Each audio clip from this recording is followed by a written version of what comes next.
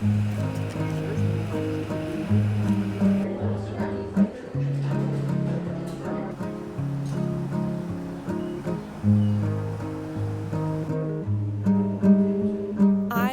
really, really liked it.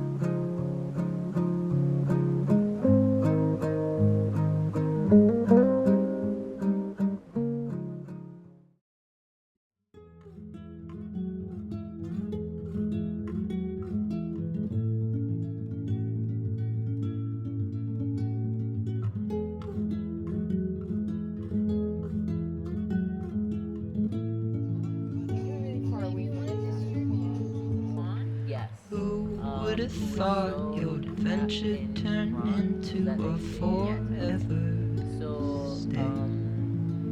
And I've been thinking a lot, and I've been drinking myself down the drain. The one thing to me that stuck out was like, You used to live within the clouds, yet still somehow had stayed grounded for more than 5 years. And I'm terrified for you now, shell of the woman I once knew. I hope I'll find you. It's like about the experiences of like women. The one that comes to my mind, the flowers of war. Toya ended up going into it because of all this stuff that happened to her. Not even good. It just happened. That's the very thing Cyrus is so obsessed with, trying to get into it, but it just doesn't work that way. Because what have you given the abyss to take away? And Yeah, I love that. Is so. Yeah. I would have told you not to leave, or not to wander, not to breathe without oxygen. Oh my gosh. But what if's cannot bring you back? And truth is, I'm having a bit of trouble breathing in myself. A few thousand miles away is not that far within the grand scheme of the universe. But the distance in between seems like a lifetime, and it's been only a day since I left you. Oh, won't you come back? Not today.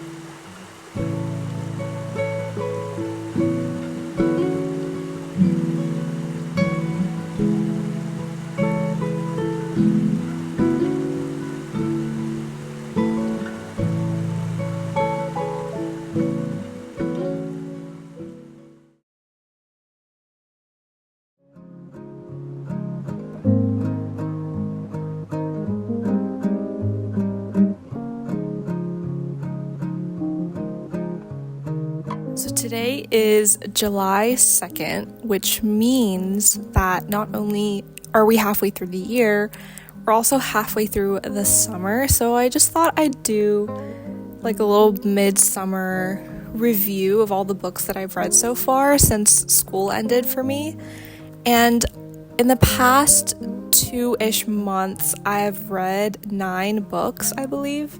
And I just thought I would review them, rank them in order of my personal preference. and just sort of go through each book and explain what I liked and didn't like about it, and if I'd recommend it, etc., etc. So my favorite book of the summer so far is Martyr by Kaveh Akbar. I really, really enjoyed it. It's been on my TBR list for a while now, because I think it's been a few years since it came out. So the novel follows a young man named Cyrus Shams, who's an Iranian American poet and writer, and it follows him on this journey that he's taking to write a book about martyrdom. And he chooses this topic for a multitude of reasons, but a lot of it is connected to his personal experiences, his past, his family, his cultural identity, and things like that.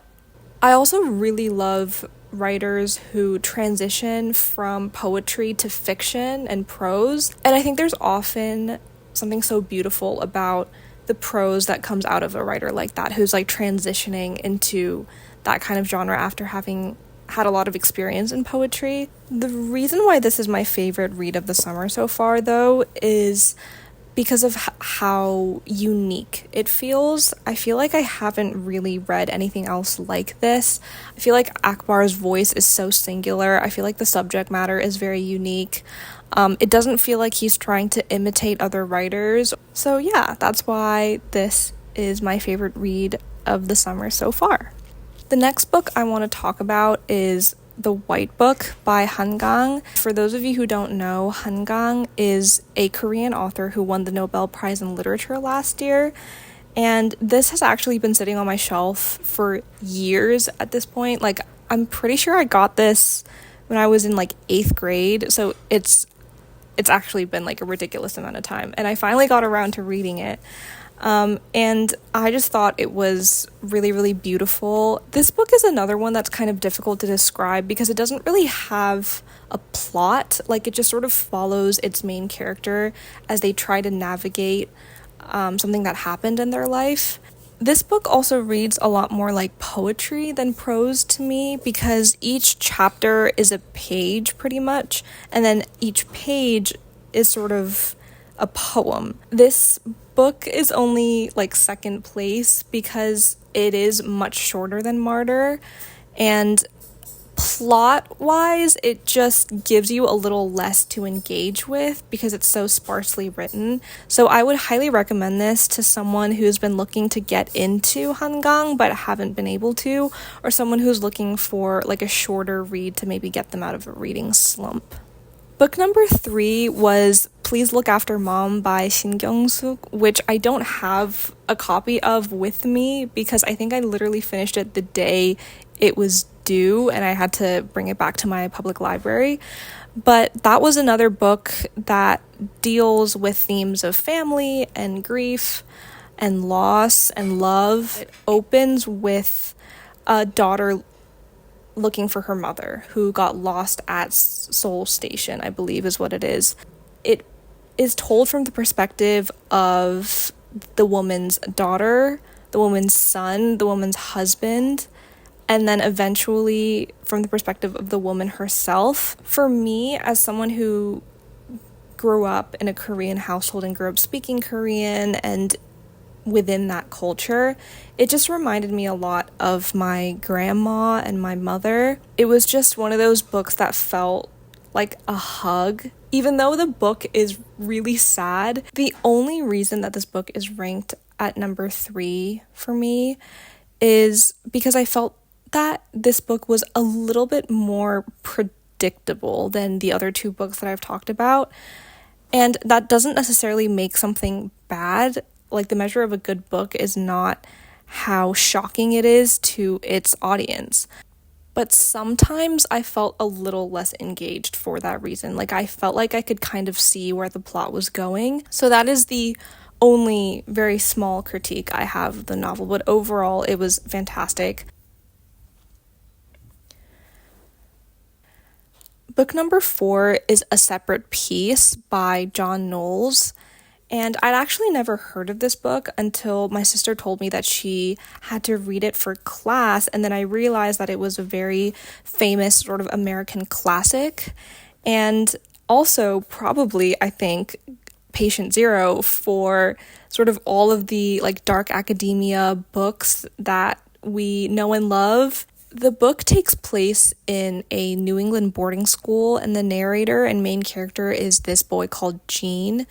And the backdrop of this novel is set against World War II. So this book came out in 1959, which supports my theory that I think a lot of the characteristics of dark academia fiction that we know and love today probably originated from here. This story, again, there's like a huge plot twist sort of like in the middle of the book, so I don't want to give too much away, but the story basically follows these two boys and follows Gene as he tries to navigate being a student during this sort of really critical time in history, and also navigating all the interpersonal stuff that you have to navigate when you're a teenager. There's a lot about this book that definitely dates it. Like, there's a lot of homophobic jokes, there's a lot of racist jokes, and I'm not usually one to sort of dismiss those things and say, oh, like, because it came out in the 50s, like, it gets a pass. Like, I think all books should be held to some kind of standard. But the reason why I still found this book very compelling and really good, even though it has material in it that dates it, is because I feel like there is some level of self-awareness. And what I mean by that is that the main character who makes a lot of these jokes, or who allows a lot of these jokes, is not a likable character at all. Like, he is not a model of good behavior or acceptable behavior. I'm actually talking a lot more than I thought I was going to be, so I'm going to try to go through the rest of these books a little bit faster. My fifth favorite read of the summer was The Bell Jar by Sylvia Plath. I actually didn't read this copy. I read a copy from my library because this copy, it's just printed in a really weird way and I just couldn't get into it, so I got another copy from the library, but this is my copy. I feel like this is an unpopular opinion because The Bell Jar has always been very critically acclaimed and very well reviewed by readers and critics alike, but I just didn't find this book all that compelling. Maybe my expectations were a little bit too high because of all the hype around it, but even though it's super engagingly written and it definitely tackles a lot of topics that even today feel taboo, like almost 100 years after I think this was originally published, I just felt like this book, and maybe because I'm reading it in the year 2025, there was nothing about this book that felt particularly novel. While I understand that Esther, like the main character of this novel, was not written to be likable or even palatable, I just felt that the way that she perceives the world around her and the way that she treats others did not create a compelling protagonist for me. And obviously a lot of that behavior comes from her mental health issues, and it comes from being raised a certain way and things like that. I just found it kind of difficult to root for her. I think Esther is not aware, and maybe by extension Plath is not aware, of how racist or homophobic or xenophobic and otherwise discriminatory she's being and how prejudiced she is. And when a lot of the book hinges on how misunderstood Esther is by society, and then for her to sort of turn around and be very prejudiced against certain groups of people, it just created a dissonance for me in the book's messaging and in the way that it was constructed. All that being said, though, this is still an absolute must-read. I think, like, it's just one of those classics that I think everyone should be exposed to and take the time to read, and it's actually not that long or difficult to get through, so I would recommend it still. It just fell a little short of my expectations, personally. So book number 6, I also don't have with me because I borrowed it from my supervisor and then I wanted to return it right away because it's not mine. But it was just this like fun little book called Zeus Grants Stupid Wishes. And it was just like an anthology of world mythology, not just Greek myths. It delved into like Greek, Roman, Judeo-Christian, Chinese, Japanese, Native American, Aztec mythology, like all of the sort of major mythoses in history, and it was just really fun. Like, it was written in a funny way, like it was written with like modern references and like profanity, and it was just like a nice light read in between some of my heavier ones. The next book that I wanted to talk about is not a book, it's a short story called White Nights by Dostoevsky, and it's in this volume of Dostoevsky short stories that I got from my library.